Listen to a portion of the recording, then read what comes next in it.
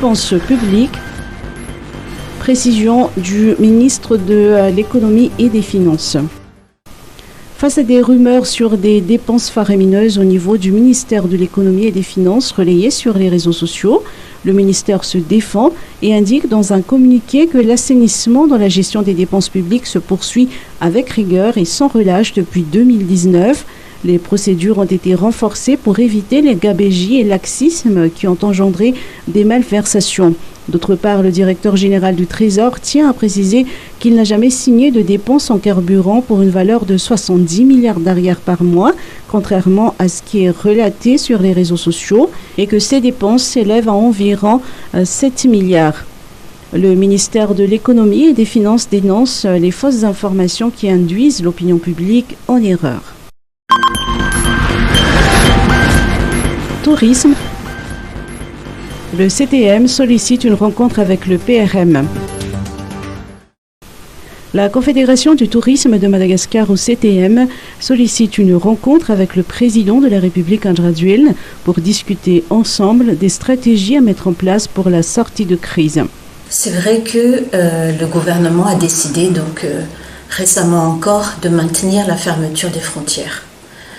Ce que dans le cadre de la Confédération du tourisme, nous essayons de dire et de faire comprendre, c'est que cette fermeture n'impacte pas seulement le secteur touristique, pas seulement l'industrie du voyage en général, donc y compris pas seulement l'hôtellerie-restauration, mais aussi les transports, les guides, tout l'approvisionnement, le commerce et les services, mais cela impacte aussi l'ensemble de l'économie.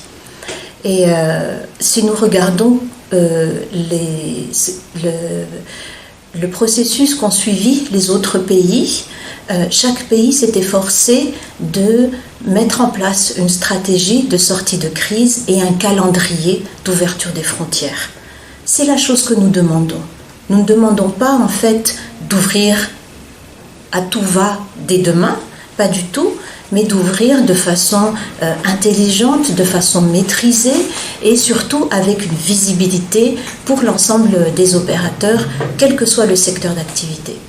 Rappelons que le secteur du tourisme est l'un des secteurs les plus impactés par la pandémie de Covid-19. Depuis le mois de mars 2020 à fin mai 2021, un manque à gagner estimé à 800 millions d'euros a été enregistré dans l'hôtellerie et la restauration, a annoncé la CTM. Covid-19, un décès et 17 nouveaux cas.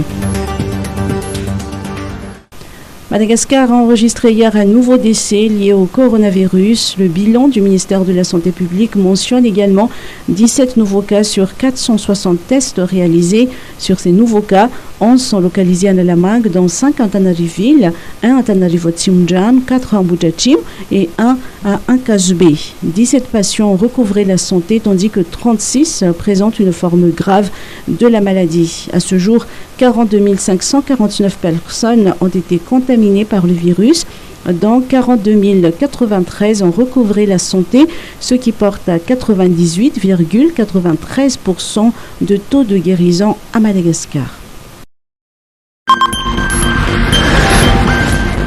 MATP, remise de 1200 titres fonciers à Antananarivo.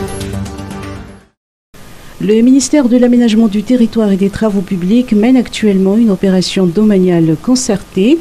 Au niveau de la commune urbaine d'Antananarivo, 1200 titres fonciers seront distribués. Pour commencer, 400 titres fonciers ont été octroyés à la population des Fouktans Ambatkaran et Ambatmarj du 5e arrondissement, ainsi que du Fouktan Soavnendjin du 3e arrondissement.